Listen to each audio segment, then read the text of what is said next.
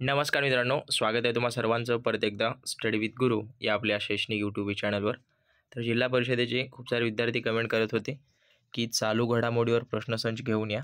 तर आज आपण अशाच पद्धतीचे जे की मागे जे झडपीचे एक्झाम झालेले आहेत त्या झडपीमध्ये आलेले काही महत्त्वाचे प्रश्न जे की चालू घडामोडीचे होते 2023 मधले, तशाच पद्धतीचे आपण 24चे सुद्धा मिळून जातील। हा भाग फर्स्ट आहे। भाग दुसरा लगेच संध्याकाळ किंवा उद्या सकाळी अपलोड करण्यात येईल।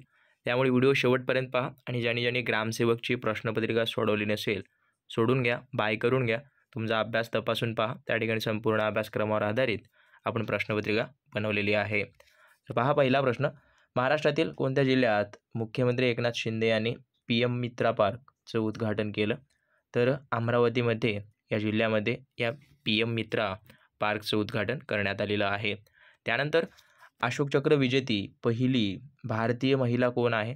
तर अशोक चक्र विजेती पहिली भारतीय महिला नीराजा भानोत या आहेत, किंवा यांना पहिली अशोक चक्र विजेता मिळवण्याचं महिला आहे ती। त्यानंतर महाराष्ट्रातील कोणत्या शहराला ट्री सिटी 2023चा पुरस्कार मिळालेला आहे?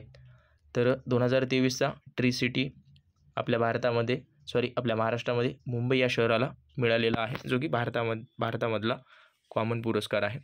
त्यानंतर वॉर फंड वुमन या पुस्तकाचे लेखक कोण आहेत? तर या पुस्तकाचे लेखक ज्यांना माहीत असतील त्यांनी कमेंट करा। पुढे मी पुढच्या सिरीजमध्ये याचं उत्तर सांगून टाकणार आहे। भारतात सायबर गुन्हेगारीत महाराष्ट्राचा कितवा क्रमांक लागतो? हा 2023 नुसार विचारण्यात आलेला प्रश्न होता। तर याचं जे उत्तर आहे ते 4था क्रमांक लागतो। लक्षात असू द्या, 4था क्रमांक आपल्या महाराष्ट्राचा सायबर गुन्हेगारीत भारतामध्ये लागतो। त्यानंतर पहिला लता दीनानाथ मंगेशकर पुरस्कार ने कोणाला सन्मानित करण्यात आलं, किंवा पहिला लता मंगेशकर पुरस्कार कोणाला देण्यात आला? तर नरेंद्र मोदी यांना देण्यात आला। त्यानंतर कोणत्या राज्य सरकारने नमो शेतकरी महासन्मान योजना सुरू केली? तर ही जी आहे ती महाराष्ट्र राज्याने सुरू केलेली शेतकऱ्यांसाठी एक मोठी योजना आहे। त्यानंतर द गोल्डन इयर्स या पुस्तकाचे लेखक कोण आहेत? तर हे जे आहे ते रस्किन बॉन्डचं एक प्रसिद्ध पुस्तक आहे, 2023 मध्ये प्रसिद्ध झालेलं।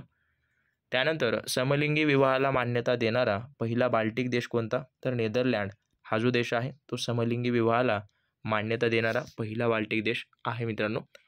त्यानंतर भारतातील पहिले वॉटर युनिव्हर्सिटी कोठे सुरू करण्यात येणार आहे किंवा करणार आहे? तर लक्षात असू द्या, हे उत्तर प्रदेशमध्ये बुंदेलखंड या ठिकाणी पहिलं वॉटर युनिव्हर्सिटी सुरू करण्यात येणार आहे आपल्या भारतामध्ये। त्यानंतर पुढचा प्रश्न पहा, 2024चा G20चे अध्यक्षपद कोण भूषविणार आहे? तर लक्षात असू द्या, ब्राझील मार्फत याचं अध्यक्षपद भूषवलं जाणार आहे। 12वा, खालीलपैकी 41वा राष्ट्रीय लोकमान्य टिळक पुरस्कार कोणाला देण्यात आला? तर नरेंद्र मोदी यांना देण्यात आला। कुठे देण्यात आला असा प्रश्न आला? तर पुणे 41वा। त्यानंतर 40वा जर विचारलं तर टेसी थॉमस यांचं नाव लिहून टाका। त्यानंतर महाराष्ट्रातील कोणत्या जिल्ह्यात भारतातील पहिले कार्बन न्यूट्रल गाव विकसित केले गेले? तर पुण्यामध्ये। त्यासोबत ग्लोबल पीस इंडेक्स 2023 नुसार भारताचा कितवा क्रमांक लागतो? तर ग्लोबल पीस इंडेक्समध्ये 126वा क्रमांक हा भारताचा लागतो। आणि जेवढे काही इंडेक्स आहेत त्या सर्व इंडेक्सची तुम्ही माहिती कलेक्ट करा।